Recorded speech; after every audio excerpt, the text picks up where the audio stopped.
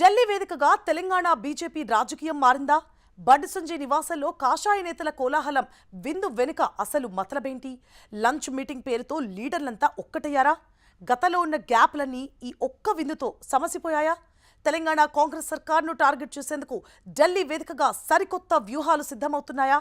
అధినాయకత్వం ఆదేశాలతోని ఈ special meeting జరిగిందా? ఈ విందు పాలిటిక్స్ వెనుక ఉన్న అసలు క్లైమాక్స్ ఏంటి? బిగ్గెస్ట్ పొలిటికల్ ఆఫ్ అప్డేట్ పై హెచ్ఎంటీవీ ఎక్స్క్లూజివ్ విశ్లేషణ.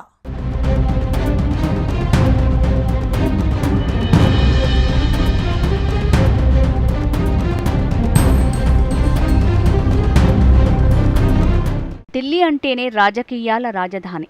అక్కడ ఒక నేతను కలిసిన వార్తే, ఇద్దరు నేతలు కలిస్తే చర్చే. ఇక ఒకేసారి ఇంతమంది తెలంగాణ నేతలు ఒకే చోట కనిపిస్తే రాజకీయాల్లో కాకరేపాల్సిందే.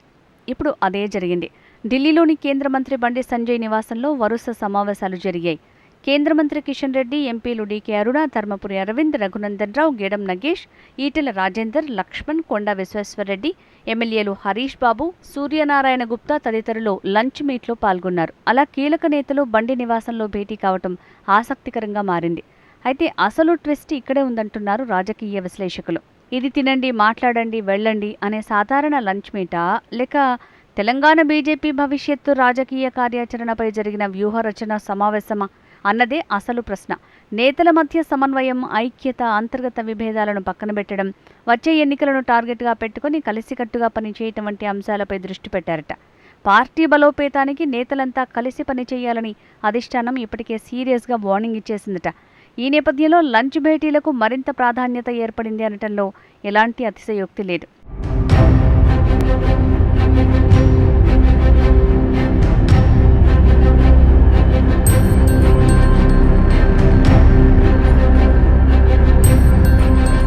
తెలంగాణ బీజేపీలో ఎప్పటినుంచో వినిపిస్తోన్న మాట అదే. నేతల మధ్య వ్యక్తిగత ఈగోలు, వర్గాల మధ్య దూరాలు, ఎవరికి వారే యమునా తీరే అన్నట్టుగా పరిస్థితి. ఇవన్నీ పక్కన పెట్టి పార్టీ ముందు వ్యక్తిగత రాజకీయాలు తర్వాత చేయండి అన్నారట బీజేపీ ఢిల్లీ పెద్దలు.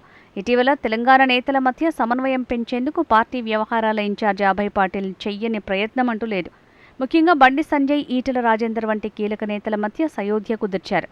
ఆ సయోధ్యలో అభయ్ పాటిల్ కీలక పాత్ర పోషించి మిగతా నేతలకు ఒక బలమైన స్ట్రాంగ్ వార్నింగ్ ఇచ్చినట్టయింది.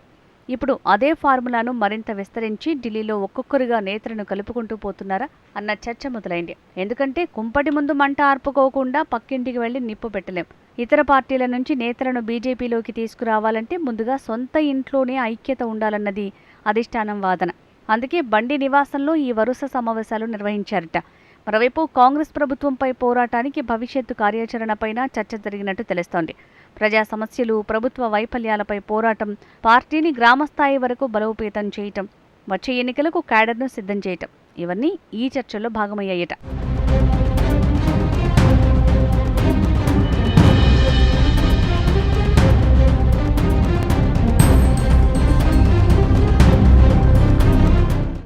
ఇప్పుడు అసలు పొలిటికల్ ట్విస్ట్ ఇదే. తెలంగాణలో అధికారమే లక్ష్యంగా బీజేపీ హైకమాండ్ అడుగులు వేస్తోందట. ముందు ఇల్లు చక్కబెట్టాలి, తర్వాత పక్కింటి కూడా కూల్చాలి. అంటే సొంత పార్టీలోనే నేతల మధ్య సమన్వయం పెంచి తర్వాత ఇతర పార్టీల నుంచి కీలక నేతలను ఆకర్షించాలనే వ్యూహంగా బిగ్ స్కెచ్ రెడీ చేసిందట. తెలంగాణలో అధికారంలోకి రావాలంటే ఒక్క నాయకుడి బలం సరిపోదు. ఎంపీ, ఎమ్మెల్యే, రాష్ట్ర నాయకత్వం, జిల్లా నాయకత్వం, క్యాడర్ అందరూ ఒకే దిశగా కదలాలి. అందుకే ఢిల్లీ నుంచి తెలంగాణ బీజేపీకి కొత్త బ్లూ ప్రింట్ సిద్ధం చేశారట. మరో కీలక అంశం ఏంటంటే కాంగ్రెస్ ప్రభుత్వంపై రాజకీయ పోరాటాన్ని మరింత ఉధృతం చేయటం. కేంద్ర ప్రభుత్వ సంక్షేమ పథకాలను ప్రతి ఇంటికి తీసుకువెళ్లాలి. మోడీ ప్రభుత్వం చేస్తోన్న అభివృద్ధిని ప్రజలకు వివరించాలి. అదే సమయంలో రాష్ట్ర కాంగ్రెస్ ప్రభుత్వ విధానాలపై ప్రజా ఉద్యమాలు చేపట్టాలి అన్నది బీజేపీ వ్యూహంగా కనిపిస్తోంది. బెంగాల్ తర్వాత తెలంగాణపై ప్రత్యేక ఫోకస్ పెట్టింది. వచ్చే అసెంబ్లీ ఎన్నికలకు ముందు గ్రేటర్ హైదరాబాద్ ఎమ్మెల్సీ ఎన్నికలను సెమీఫైనల్ పోరుగా టార్గెట్ ఫిక్స్ చేసిందట అధిష్టానం. మొత్తానికి ఢిల్లీలో బండి సంజయ్ నివాసం వేదికగా కనిపించిన నేతల ఐక్యతా రాగం గ్రౌండ్లో వర్కౌట్ అవుతుందా? ఇక రాజకీయాల్లో మాటలతో మైత్రి కాదు, ఎన్నికల మైదానంలో కలిసి పరిగెత్తితేనే అసలు ఐక్యత. ఇక ఢిల్లీ లంచ్ తర్వాత బీజేపీ నేతల రాజకీయ అడుగులు ఎలా మారతాయో చూడాలి. నేతల ఐక్యతా రాగం వచ్చే ఎన్నికల్లో బీజేపీకి ఏ మేరకు లాభం చేకూర్చుతుందో అన్నది $1 మిలియన్ ప్రశ్నగా మారింది.